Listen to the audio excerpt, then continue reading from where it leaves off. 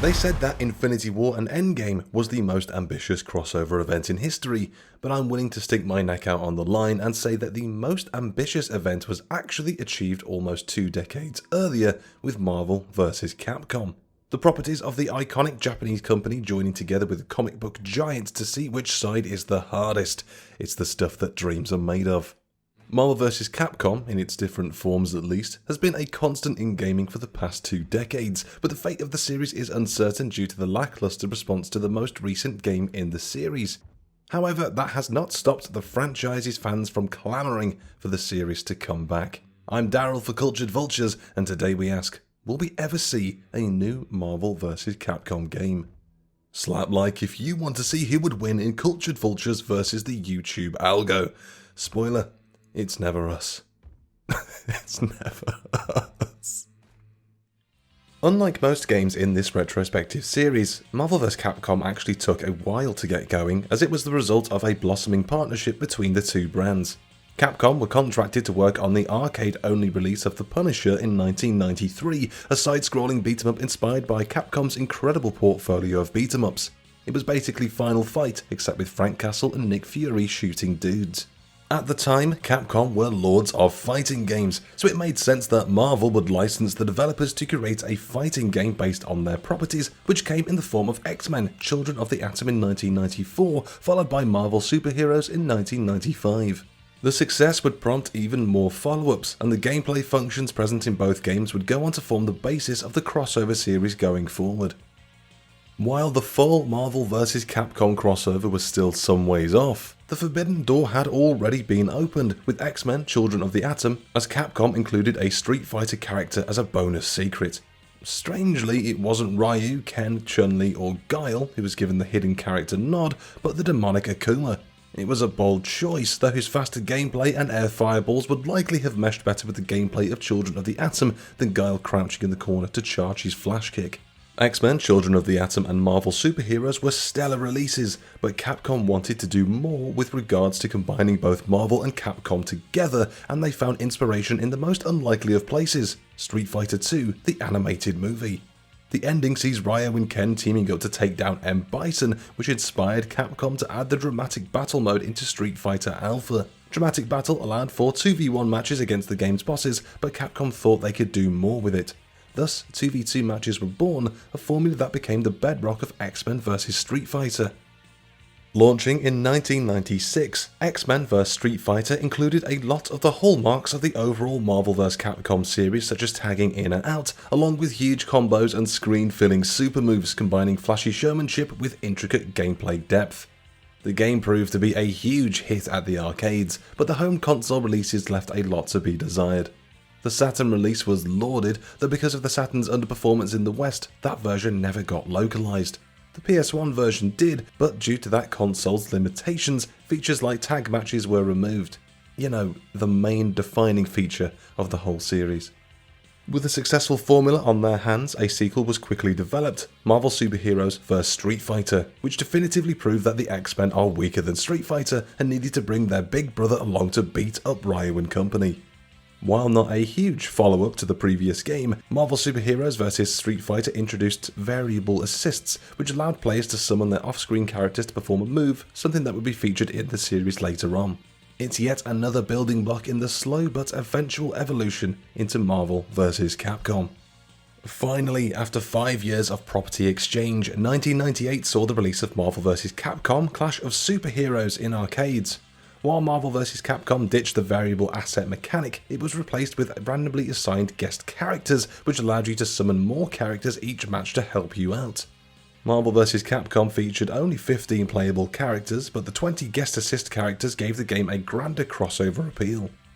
2 years later, the series arguably reached its zenith with Marvel vs Capcom 2, which launched in arcades and on consoles via Dreamcast.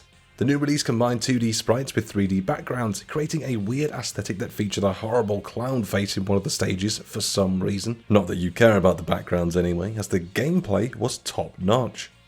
Capcom essentially went into overdrive with Marvel vs Capcom 2, including a roster of 56 playable characters that could join together in teams of 3.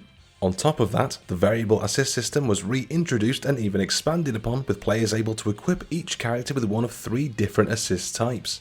Between all those choices, there's the potential for thousands of unique team types.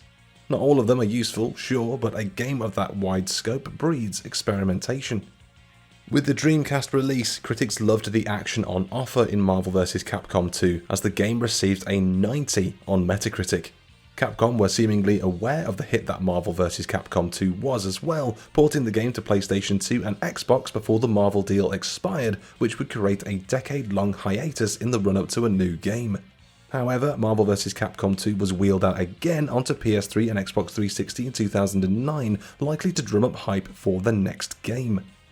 That next game was Marvel vs Capcom 3, Fate of Two Worlds, which was revealed in April of 2010. Transitioning the series to fully 3D characters and backgrounds, Marvel vs Capcom 3 wanted to take what people loved about the series as a whole while removing the barrier to entry for a lot of new players, with plenty of tutorials for each of the game's 36 characters. The traditional 4 buttons for standard attack controls were replaced with a 3-button system, while a simple mode allowed for easier combos for newer players.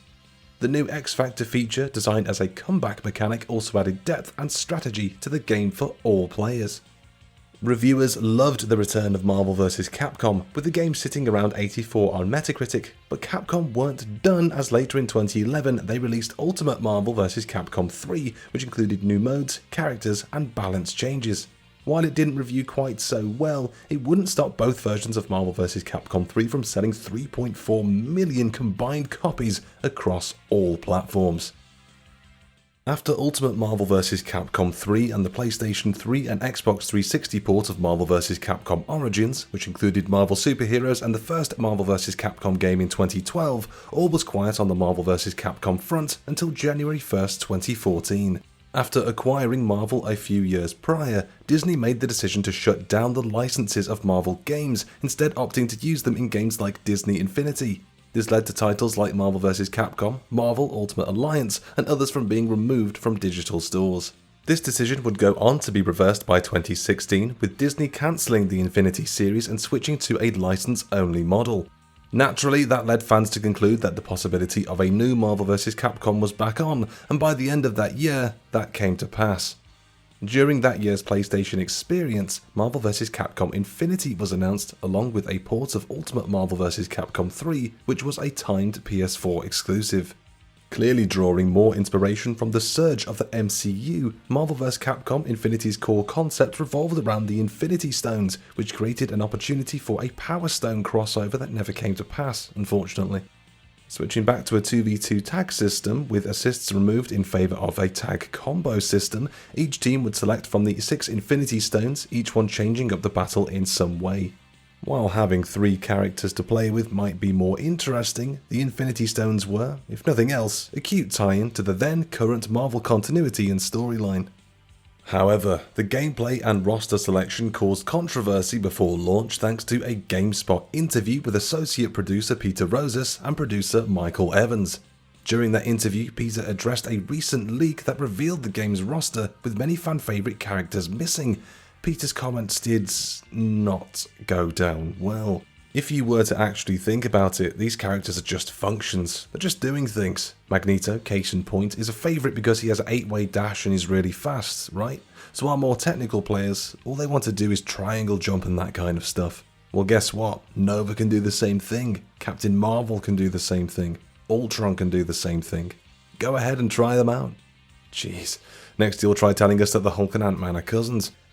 While he's not wrong in the sense that developers wanted to ensure that certain gameplay styles were represented, even if the original characters weren't, the comments felt dismissive to those who were drawn to certain Marvel or Capcom characters because they were fans of that license. This is especially true of casual players who might not understand functions. Being a good Dante player doesn't mean as much if you don't love Devil May Cry as well. Still, the comment led to a pretty funny video showcasing a fighting game future that prioritizes function over character.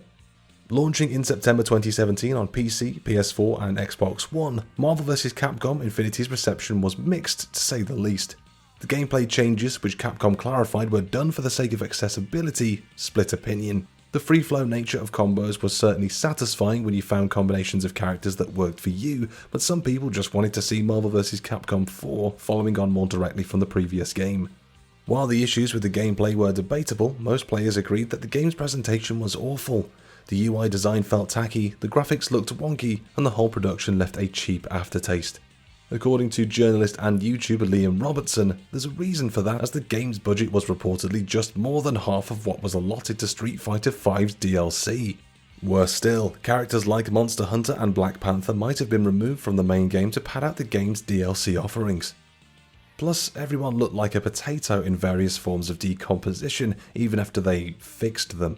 Look at this haunted jacket potato, look at it! Though Marvel vs Capcom Infinity enjoyed its fair share of controversy, it didn't seem to do too much in affecting the game's Metacritic score, though it did vary across platforms. PC enjoyed a very nice but not brilliant score of 69, while Xbox One received a more favourable score of 77.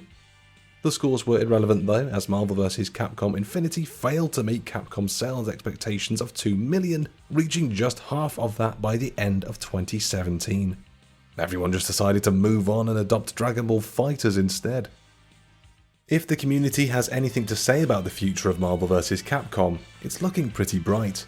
In a similar manner to Killer Instinct, YouTuber and streamer Maximilian Dude has championed the #FreeMVC2 movement on social media, calling on Disney and Capcom to work out some way for Marvel vs Capcom 2 to return after the PS3 and Xbox 360 versions of the game were delisted. That call to action was in response to Digital Eclipse's Mike Meeker, who posted on Twitter after the company received funding that he'd love to hear the community's thoughts on the games and projects that should be worked on, as Digital Eclipse have a mission to re-release, remaster and reimagine. After the #FreeMVC2 movement picked up steam, Mike acknowledged it on Twitter and stated that he'd be game for it. "We made what I think was the last MVC2 release on console when we were known as Backbone, 16x9 etc. I love the outpouring. We'd swap in GGPO and do documentary and museum work etc. We'll need to talk to Disney and Capcom to make it real. We're game if they are, #FreeMVC2. With the company, then known as Backbone, responsible for the last version of MVC2, along with the company's pedigree on collections like the Mega Man Legacy Collection, Street Fighter 30th Anniversary Collection and more, Digital Eclipse feel like the perfect representative to bring one of fighting games' biggest forefathers into the modern era. They've already established a connection with both Capcom and Disney as well, working on ports of Aladdin and Lion King 2, so it seems like it should be an open and shut case. In fairness to Disney as well, it would appear that they're in the middle of a period of licensing the Marvel property out to whoever has a semi-decent idea.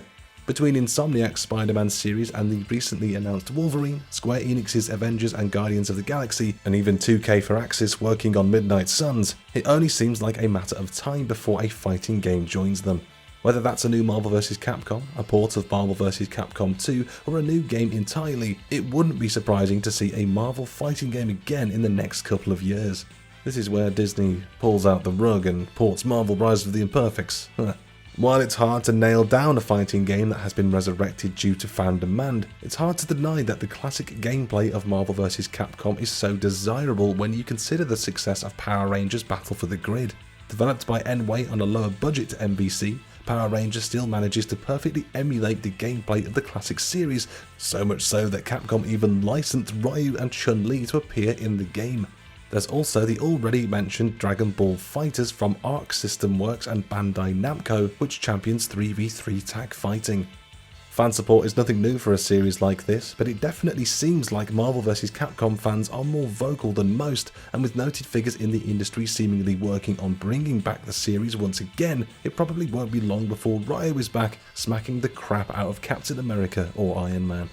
And there you have it, there is the past and future of Marvel vs Capcom. Did you play the Marvel vs Capcom games back in the day? Would you be up for it making a return in some form, be it a fourth part or a reboot or something else? Let us know in the comments down below. As ever, if you enjoyed the video, please remember to hit the like button, subscribe to the Cultured Vultures YouTube channel, and hit that notification bell. And remember to check out the social medias on screen now, as well as the website culturedvultures.com. And with that said, hopefully we will see you in the next video, but until then, caw.